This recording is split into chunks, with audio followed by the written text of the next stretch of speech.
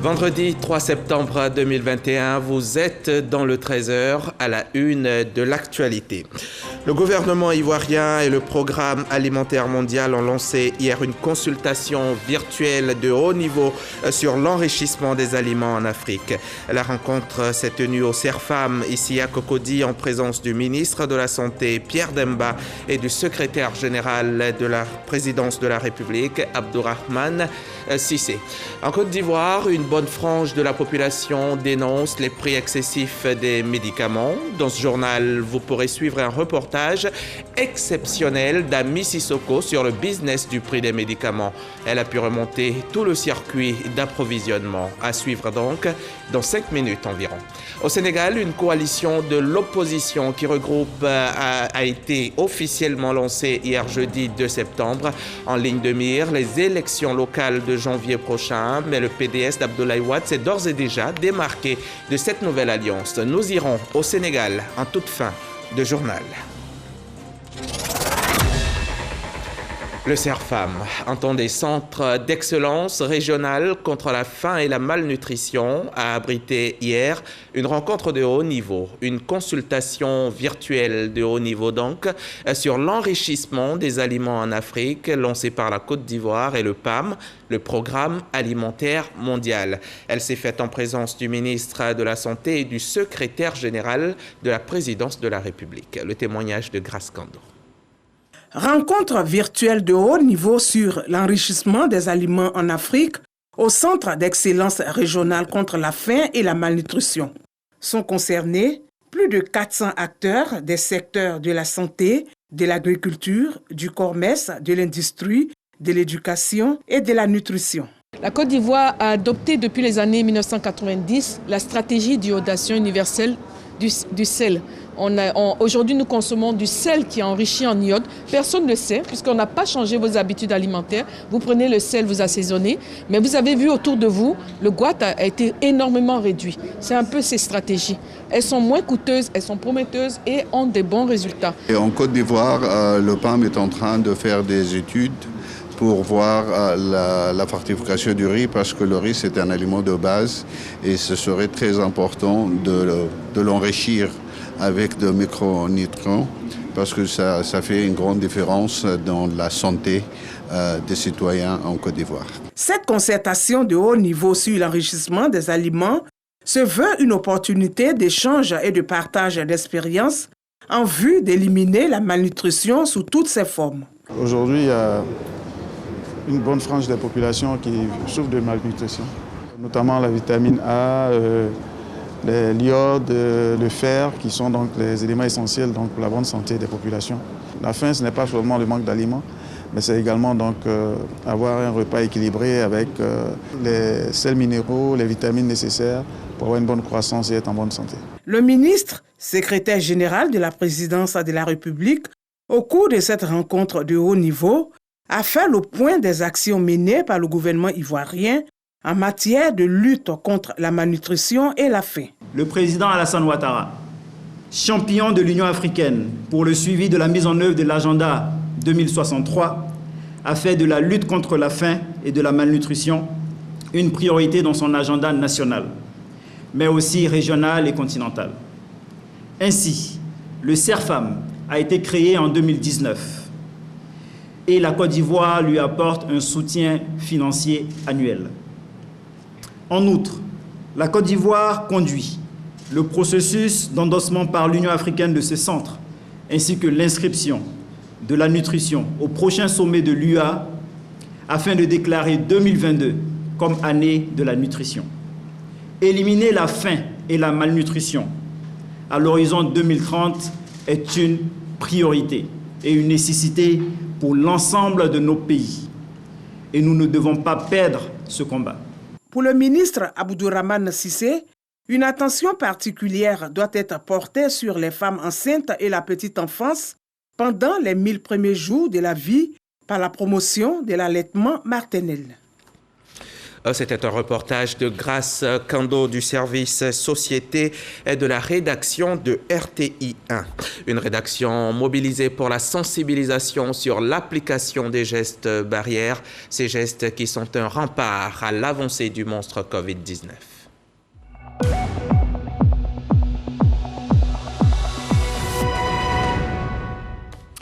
219 millions de malades, 4,54 millions de morts à travers la planète. Ici, en Côte d'Ivoire, on a enregistré 373 nouvelles contaminations et 6 décès hier. 6 morts de trop, ce qui porte à 451 le nombre total de morts dans le pays depuis le début de la pandémie sur 56 521 cas confirmés. Protégeons-nous et protégeons les autres en portant le masque et en nous lavant les mains régulièrement au savon. On peut aussi se faire vacciner, c'est gratuit, c'est préventif, car contre la maladie, il n'existe pas encore de médicaments. Un médicament, qu'est-ce que c'est? Eh bien, c'est une substance qui possède des propriétés curatives ou préventives à l'égard des maladies humaines et même animales. Nous en sommes tributaires pour notre bonne santé. Malheureusement, ils sont très souvent hors de prix pour une grande partie de la population. Une partie qui, du coup, n'a pas accès aux soins. Une situation qui est du fait d'individus véreux voulant assouvir leur fantasme de devenir très riche. Nous avons remonté la filière, toutes les étapes du circuit d'approvisionnement. Vous allez le voir, le business du prix des médicaments est une réalité. C'est une enquête exclusive RTI 1. Elle est signée Ami Sissoko. Cocody, 2 plateaux. Il est 7h30 chez Djeneba Kone. Tous les jours, à 7h de la journée, c'est le même rituel. Séance de prise de médicaments. Cela fait 5 ans que je suis prétendu diabétique. Je suis suivi par un diabétologue, un cardiologue. Si ces médicaments ont souvent un goût amer, la facture, elle, est presque toujours salée. Être comptable de profession dans une entreprise de la place, Djeneba dépense par mois le tiers de son salaire dans l'achat de ces médicaments. Ça me revient cher, excessivement cher. Pour ma bourse, je ne peux pas. C'est Dieu qui m'aide. Comme Djeneba, bon nombre de personnes estiment excessif le coût des médicaments pharmaceutiques. À l'Ordre national des pharmaciens de Côte d'Ivoire, on se défend. Le prix est celui qui est fixé par l'État de Côte d'Ivoire. Aucun pharmacien dans son arrière-boutique n'a la possibilité d'aller avec sa calculette pratiquer des prix sur les médicaments en dehors de ceux reconnus par l'État de Côte d'Ivoire. Chaque pays a sa politique. Et le niveau de vie aussi dépend de chaque pays. C'est tous ces facteurs-là que le pays prend en compte pour fixer les prix. Quoi qu'il en soit, si l'État ivoirien est le principal garant de la fixation du prix des médicaments, sur quelle base ce prix est-il fixé? Les prix des médicaments se négocient donc entre le fabricant et le régulateur. La négociation est le plus souvent favorable aux fabricants et aux intermédiaires plutôt qu'à la population. C'est bien l'AIRP qui discute des prix avec les laboratoires pour les médicaments qui sont vendus dans le secteur privé. Pour ce qui est des médicaments vendus dans le secteur public, c'est la nouvelle pharmacie de la santé publique. L'autorité ivoirienne de régulation pharmaceutique, AIRP, créée en 2018, est le régulateur du secteur pharmaceutique en Côte d'Ivoire. Elle fixe les prix et veille en principe au respect de leur application dans un écosystème de 2700 pharmacies, dont 1100 officines privées sur l'étendue du territoire. Mais la tâche n'est toujours pas aisée. Soumis à une marge réglementaire n'excédant pas 30%. Jugé insuffisant pour supporter les charges, certains pharmaciens rusent avec la loi en falsifiant les étiquettes sur le prix des médicaments. Un pharmacien que nous avons rencontré en caméra cachée confirme la pratique. Et quand on reçoit les médicaments avec un bordereau comme ça, bon, moi je suis déjà un contrôle ici. Oui. Et le contrôle vient, ils prennent 2-3 produits dans le rayon et puis ils mettent le bordereau. Donc quand je regarde les bordereaux, ça me figure sur le bordereau. Si c'est différent, c'est aux choses qu'il y a problème. Interrogé sur le phénomène et ses répercussions sur le prix des médicaments, le président de l'Ordre des pharmaciens est resté évasif. On a eu des cas de sanctions à l'égard des pharmaciens, mais généralement pas concernant les prix. Pourtant, selon des indiscrétions, quelques pharmaciens coupables de cette pratique seraient devant le conseil de discipline de l'ordre. La variation des prix de médicaments constatés d'une pharmacie à une autre est le prolongement de la problématique de la cherté des prix des médicaments. Et de plus en plus, le phénomène gagne du terrain. Raymond Biti est journaliste écrivain. Sur la question, il y a quelques années, il a mené une enquête. Pour un médicament qui peut coûter 385 francs dans une pharmacie, dans une autre pharmacie, ce même médicament coûte 400 francs. Ces nombreux travers qui impactent le prix final au consommateur incitent à s'interroger sur les acteurs qui constituent le cycle d'approvisionnement depuis la centrale d'achat à la petite officine privée. L'agence centrale basée en Côte d'Ivoire passe la commande de médicaments à la centrale d'achat en France. La commande est ensuite convoyée en Côte d'Ivoire où le grossiste répartiteur l'achemine vers ses agences commerciales avant d'être vendue en officine. Toutes nos tentatives pour joindre le plus gros grossiste répartiteur de Côte d'Ivoire sont restées sans suite. Tout part de cet intermédiaire. Son rôle dans la nomenclature du prix est déterminant. La Côte d'Ivoire ne compte que 4 grossistes répartiteurs pour le secteur privé. À côté du service d'approvisionnement du secteur privé, existe celui du secteur public, dont l'agence centrale est la nouvelle pharmacie de la santé publique, NPSP. Cette structure, qui dépense plus de 40 milliards de francs CFA dans l'achat de médicaments, n'a pas elle aussi souhaité donner suite à notre sollicitation. La multiplicité d'intermédiaires dans la chaîne d'approvisionnement est un terreau fertile à l'application de faux coûts que supporte au final le patient. Conséquence, les médicaments de la rue continuent d'avoir la peau dure avec parfois la complicité de certains acteurs du circuit d'approvisionnement des médicaments. C'est comme les médicaments de la rue. C'est vrai que ça vient de partout. Il y a les pharmaciens et les grossistes qui sont impliqués aussi, même les grossistes. Les médicaments de rue doivent être combattus par la baisse des prix des médicaments dans les pharmacies. Et puis, vendre en détail le plus grand nombre de médicaments. Il y a vraiment nécessité d'analyser ce coût, de le structurer et de savoir où est-ce que le surcoût intervient véritablement.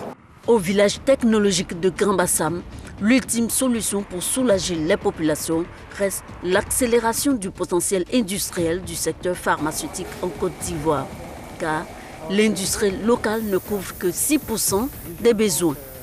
Pour nous, c'est un défi. On a décidé en 2013 de réserver 20 hectares de terrain pour créer un hub pharmaceutique au Vitible. On y croit beaucoup.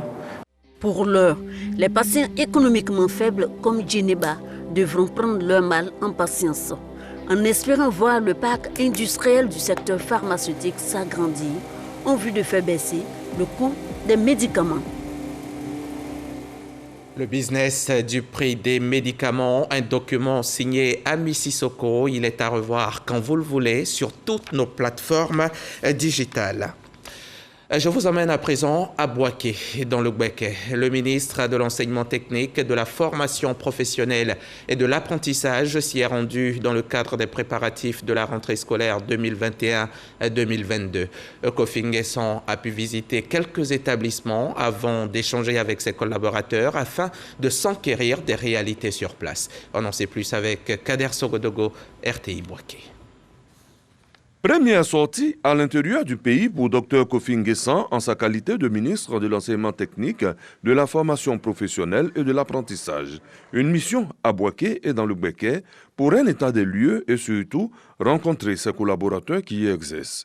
Après les civilités à la préfecture des régions et un passage à la direction régionale de l'enseignement technique, le ministre et sa délégation vont visiter successivement le lycée technique, le collège technique, le CTF et le CBCG.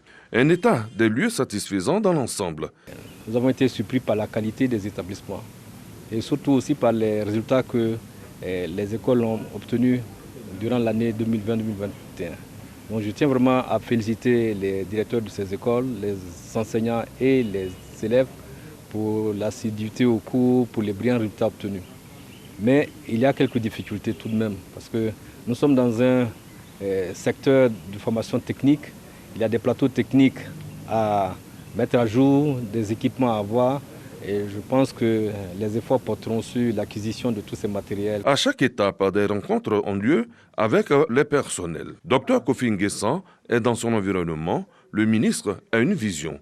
La nouvelle vision, c'est de refaire tous ces programmes, voir avec les enseignants, les gestionnaires des établissements et avec le secteur privé, le secteur qui emploie le maximum de nos diplômés, comment nous allons redéfinir les programmes en fonction de leur profil, en fonction des besoins. Je pense que c'est cette synergie formation, secteur public, entreprise et secteur privé qui va faire la différence. Une bonne nouvelle pour la rentrée 2021-2022, le Centre de bureautique de communication et de gestion, CBCG de Bouaké, sera sur son nouveau site à Kennedy. D'une capacité d'accueil de 1200 apprenants, il représente un gain financier pour le gouvernement qui ne sera plus obligé d'affecter des étudiants au privé à Bouaké. La Côte d'Ivoire, dans son objectif d'améliorer son système éducatif, prépare les États généraux de l'éducation nationale. Une délégation du ministère de Mariatou Koné était récemment à Korogo pour informer et sensibiliser les populations à ce grand rendez-vous pour la bonne marche de l'école ivoirienne. Depuis Korogo, le compte-rendu d'Abou Sanogo.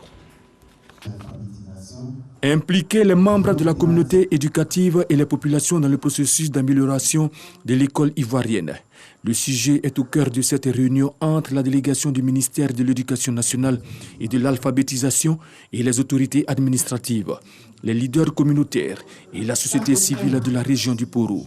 La rencontre s'inscrit dans le cadre des missions d'information sur les concertations régionales des EGENA, les États généraux de l'éducation nationale et de l'alphabétisation. C'est pour donner les rudiments au comité d'organisation, au comité de concertation régionale pour que les travaux puissent se faire dans de bonnes conditions. C'est une phase d'information et de formation de ceux qui vont conduire les travaux de concertation au niveau régional. Objectif des EGENA, cadre et durée des discussions, thématiques, conduite à tenir. À cette étape de Korogo, tout a été passé en revue. Pour les hôtes du jour, la volonté du gouvernement ivoirien d'associer toutes les sensibilités dans le processus d'amélioration de l'école ivoirienne est un honneur. Soyons mobilisés pour que l'État de Côte d'Ivoire ait le courage de dire, en vous donne la parole, ensemble, dit ce qu'il faut pour que l'école marche mieux. Dites à Madame le ministre que nous sommes avec elle. Je suis heureux et d'abord dire bravo à Madame le ministre qui en peu de temps nous montre, puisqu'elle-même elle est enseignante, elle sait ce qu'elle fait. Et cette concertation au niveau de l'école de l'éducation nationale est la bienvenue. En plus de celles présentes dans le Poro, ce sont 10 délégations qui parcourent l'ensemble du territoire ivoirien pour informer et sensibiliser les populations sur la tenue des États généraux de l'école ivoirienne lancée le 19 juillet 2021. Toujours avec le même objectif de rendre plus performante l'école ivoirienne, Mariatou Koné elle-même est au Rwanda en mission d'imprégnation du système éducatif de ce pays modèle. La ministre rwandaise de l'Éducation nationale a expliqué à ses hôtes sa mission de transformer les Rwandais en capital humain qualifié en leur fournissant une éducation de qualité, inclusive et équitable. Les recettes qui serviront certainement à donner un coup de pouce à notre école. Le compte-rendu d'Hervé Blé à suivre dans nos prochains journaux. Hugues Hervé Blé est notre envoyé spécial à Kigali. Ici en Côte d'Ivoire, avis à vous tous qui n'avez pas encore migré à la TNT. L'extinction du signal analogique sur l'étendue du territoire national est prévue pour le 31 décembre prochain.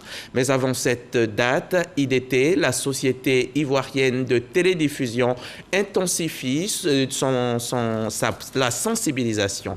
Quelques-uns de ses membres ont été cette semaine à Kong pour échanger avec les populations. Le compte-rendu de la rencontre avec Soro Corona de la station régionale RTI Bouaké. Le signal analogique du centre émetteur du Kong sera éteint le 28 septembre prochain. Avant cette date, L'IDT, Société ivoirienne de télédiffusion, intensifie les séances d'information, de sensibilisation et d'échange sur le terrain. Une délégation de cette structure, cheville ouvrière du déploiement de la TNT, télévision numérique terrestre, a échangé avec les populations du Congo et les localités environnantes. Nous sommes sur le terrain, nous croisons le corps préfectoral, les leaders d'opinion, pour leur annoncer que la TNT est effective dans leur région. Les avantages de la TNT et comment acquérir les kits. Tous les détails du processus de basculement du système analogique au numérique ont été passés au peigne fin. Des démonstrations pour voir la qualité des images de la TNT sont faites. Les populations n'ont pas manqué de dire leur joie. On a l'habitude de payer chaque fin du mois. Si tu n'as rien payé, c'est 5 000 francs. Et si on sait qu'avec ce basculement, une fois que tu as l'antenne, tout est gratuit, ça nous va droit au cœur. Et que nous, les responsables des communautés, on va sensibiliser nos parents. Je voudrais encore dire merci, parce que là, c'est une grande satisfaction au niveau de la population. Et par le biais de votre télévision, sensibiliser toute la population, voilà, se mobiliser pour pouvoir avoir accès à ces nouvelles technologies-là. Le chef de la délégation a invité les populations à s'équiper en kit de la TNT avant la date de l'extinction du signal à Congo. Avant même de croiser les populations de Congo, j'ai constaté que dans la ville et dans certains villages déjà, il y a certains de nos populations déjà qui avaient les kits de réception. Et les questions étaient intéressantes. Plusieurs kits composés d'antennes et de décodeurs ont été distribués aux autorités administratives et aux leaders d'opinion. Cette tournée de sensibilisation du déploiement de la TNT s'est achevée dans le département de Dabakala. IDT intensifie donc la sensibilisation. Autre lieu, autre secteur d'activité, mais la même sensibilisation. On parle ici de sécurité routière. Le Haut Conseil du patronat des entreprises de transport routier en Côte d'Ivoire a instruit l'ensemble des transporteurs sur le civisme routier lancé par le gouvernement. Mardi prochain, c'est le top départ de la répression. Reportage Marie-Ange Kouakou dans un commentaire de Dangui Dangui. Le directeur général du patronat des entreprises de transport routier échange avec les conducteurs et autres usagers de la route pour obtenir leur adhésion à l'objectif de zéro accident sur les routes. Il laisse un appel à tous les chauffeurs de la Côte d'Ivoire, surtout les chauffeurs de Gbaka. Nous, on est trop gâtés, on n'a qu'à changer de mentalité. Il est temps qu'on n'a qu'à s'adapter à la professionnalisation des transports. Diaby Ibrahim inscrit cette sensibilisation dans le cadre de la campagne du gouvernement contre l'incivisme sur les routes. Nous avons échangé avec l'ensemble des opérateurs et nous sommes tous tombés d'accord sur la nécessité véritablement de nous engager auprès du ministère des Transports pour que véritablement nous soyons tous des agents du ministère, nous soyons tous des agents de l'administration pour que ce message qui est fait à l'attention des transporteurs et des conducteurs soit compris, soit traduit sur le terrain. La phase de répression contre l'incivisme sur les routes, notamment les cas d'excès de vitesse, de détention de faux documents de transport et de conduite en état d'ébriété, commence le 7 septembre prochain. Pendant ce temps, Intercoton, l'organisation interprofessionnelle agricole de la filière coton de Côte d'Ivoire, ses partenaires et les acteurs du secteur semencier du coton, eux, continuaient de travailler pour des semences de qualité et en quantité suffisante pour booster la production de leur blanc. À Bouaké, tous les acteurs se sont retrouvés pour faire le bilan du processus de la mutualisation et la multiplication au titre de la campagne 2020-2021. C'était en présence de Soro Corona. Les semences sont reconnues être la base de toute production agricole. Pour le cas du coton, Intercoton, l'organisation interprofessionnelle agricole de la filière coton de Côte d'Ivoire intensifie les activités de multiplication et de distribution des semences de qualité en quantité suffisante. 2 jours durant, les acteurs du secteur sémencier ivoirien se sont retrouvés à Bouaké. Il a été question de faire le bilan de leurs activités au titre de la campagne cotonnière 2020-2021. À l'issue des présentations des différentes sociétés et de la cellule sémence, il y a un bilan très positif.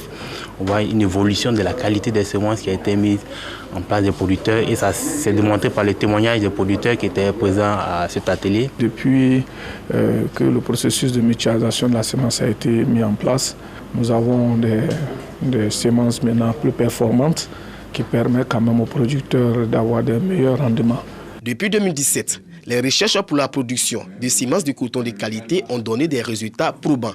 Le rendement 1 tonne 200 de la Côte d'Ivoire est le meilleur rendement au niveau africain. Nous avions dans le temps des semences avec des taux de 50 à 60% de TPG, c'est-à-dire des taux potentiels de germination. Et c'est allé de croissant. Aujourd'hui, nous sommes à une moyenne de on tend vers 80% comme taux de germination des semences. Le ministère de l'Agriculture et du Développement rural s'est dit satisfait des résultats. Pour la campagne 2020-2021, plus de 25 000 tonnes de semences ont été distribuées aux producteurs, avec une production nationale de 559 000 tonnes de coton graines produites cette année. La Côte d'Ivoire récupère sa deuxième place du producteur africain de l'or blanc derrière le Bénin. Place qu'elle avait perdue du fait des nombreuses crises qui ont défavorisé cette activité culturelle. Et maintenant, retirez un petit peu vos canapés. On va danser dans ce journal. Les danseurs de Côte d'Ivoire et de la diaspora ivoirienne veulent valoriser leur art. Ils organisent la première biennale internationale de la danse en Côte d'Ivoire. Une biennale meublée de conférences, d'ateliers et de spectacles tout feu, tout flamme. Les précisions de Yannick Efoumi et Issa Chonan Yeo à suivre dans nos prochains journaux. Un mot de football à présent. Je vous amène à Dabré, une localité d'Alépé où s'est joué le tournoi Festigua doté du trophée Fosseni Dembélé. Fosseni Dembélé, vous le savez, c'est le directeur général de la RTI, la télévision ivoirienne. Allons-y à Dabré suivre cette grande finale. FC Pacifique en blanc et FC Croix-Rouge en attraction au terrain de Dabré, localité située dans le département d'Alépé, ont rivalisé d'ardeur à l'occasion de la finale du tournoi Festigua 2021, Festival des arts et de la culture du peuple goua, le samedi 28 août 2021. Dès la première période, les deux formations affichent leurs intentions. Coup sur coup, les attaquants des deux équipes trouvent les filets.